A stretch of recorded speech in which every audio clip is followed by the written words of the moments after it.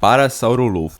O Parasaurolopho tem a crista mais elegante e mais funcionalmente sofisticada de toda a família, um tubo ósseo curvo projetando-se para trás do crânio, podendo chegar até 1,80 m de comprimento, com passagens internas que conectavam diretamente às narinas. Não era decoração, era um instrumento musical biológico. O ar passando por essas câmaras internas produzia sons de baixa frequência que viajavam por longas distâncias, uma forma de comunicação que nenhum outro grupo de dinossauro desenvolveu com esse nível de sofisticação acústica.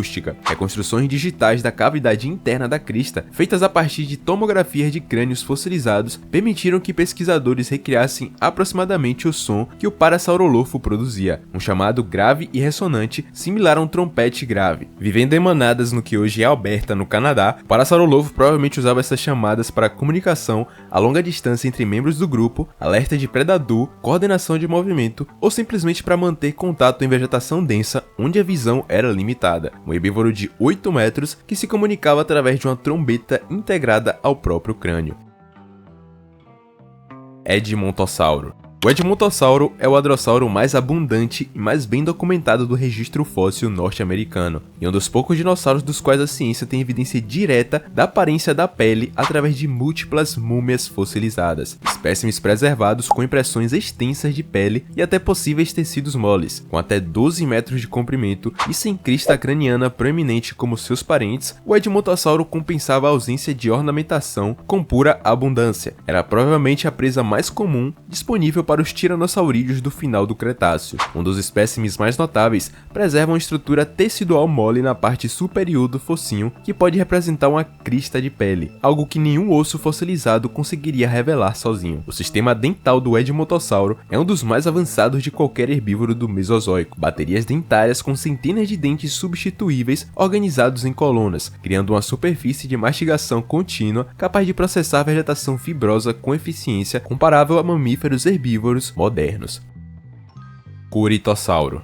O Corytossauro tem a crista mais visualmente distinta da família, alta, arredondada e comprimida lateralmente, lembrando o capacete de um soldado romano, o que inspirou o próprio nome, lagarto com capacete. Diferente do Parasaurolopho, cuja crista se projetava para trás em forma de tubo, a crista do Corytossauro era uma estrutura compacta e oca situada diretamente sobre o crânio, igualmente conectada ao sistema respiratório e provavelmente igualmente capaz de produzir sons ressonantes. O que torna o Corytossauro particularmente valioso para a ciência é a qualidade excepcional de alguns espécimes, incluindo um esqueleto que preservou impressões de pele cobrindo praticamente o corpo inteiro, revelando padrões de escamas variando em tamanho e textura entre diferentes regiões do corpo. Maiasaura.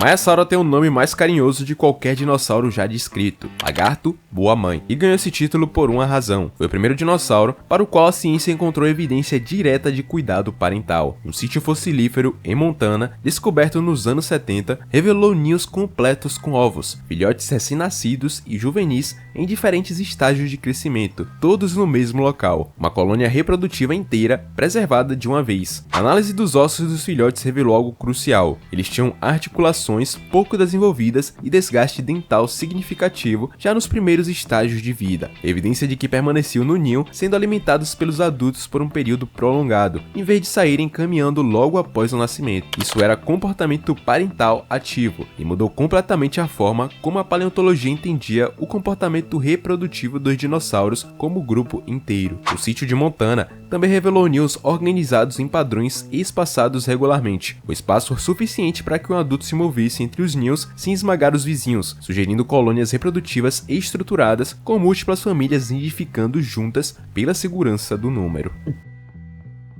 Uranossauro.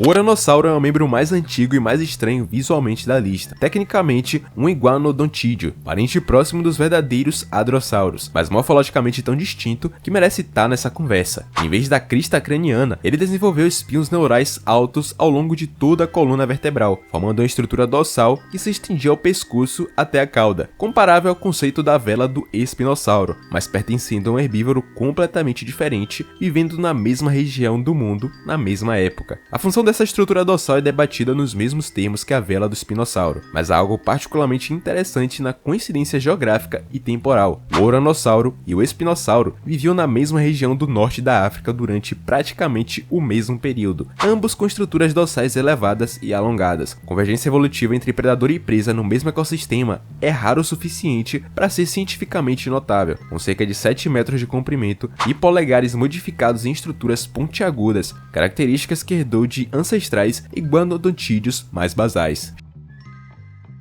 Xantungossauro.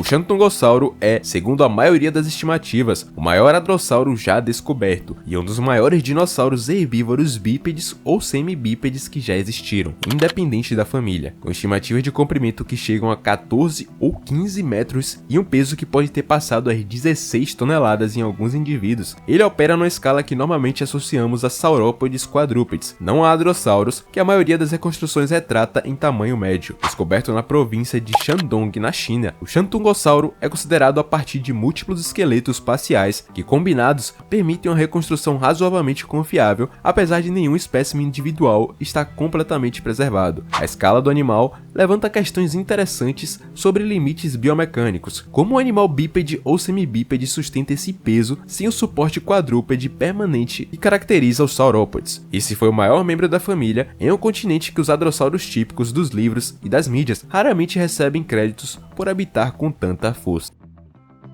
Lambeossauro. O Lambeossauro tem a crista mais complexa estruturalmente de toda a família, uma combinação de uma projeção alta e oca em forma de machado de batalha, voltado para frente, mais um pequeno espigão sólido projetando-se para trás. Era essencialmente duas estruturas cranianas diferentes combinadas num único ornamento, criando uma das silhuetas mais reconhecíveis entre os hadrossauros de crista oca, e também uma das mais variáveis entre indivíduos, o que gerou décadas de confusão taxonômica. Por muito tempo, diferentes formatos de cristas atribuídos ao Lambeossauro foram interpretados como espécies separadas, antes que o estudo de variação ontogenética, analisando como a crista mudava de formato conforme o animal envelhecia, esclarecessem que boa parte dessa variação representava estágios de crescimento diferentes da mesma espécie, e não espécies distintas, com cerca de 9 metros de comprimento e habitando o mesmo ecossistema de Alberta que o Corytossauro e o Parasaurolofo. O Lambeossauro é evidência de quão densamente povoado de hadrossauros de crista diferentes esse único ecossistema Cretáceo conseguia ser.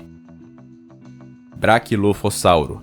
O Brachilophosauro tem a crista mais discreta e mais funcionalmente intrigante da família, uma placa óssea plana e curta projetando-se para trás sobre o crânio, sem a câmara ressonante oca dos seus parentes mais musicais. Mas o que esse hadrossauro perde em sofisticação acústica, ele ganha em significância científica. Um espécime apelidado de Leonardo é um dos fósseis de dinossauro mais completos e mais excepcionalmente preservados já encontrados, com pele, tecidos moles e até possível conteúdo estomacal preservado em detalhe extraordinário. É um dos espécimes mais estudados e mais mediaticamente divulgados da paleontologia de hadrossauros, justamente pelo nível de detalhe que oferece, com cerca de 8 a 9 metros de comprimento e a crista mais simples funcionando, provavelmente mais para display visual do que para comunicação sonora elaborada.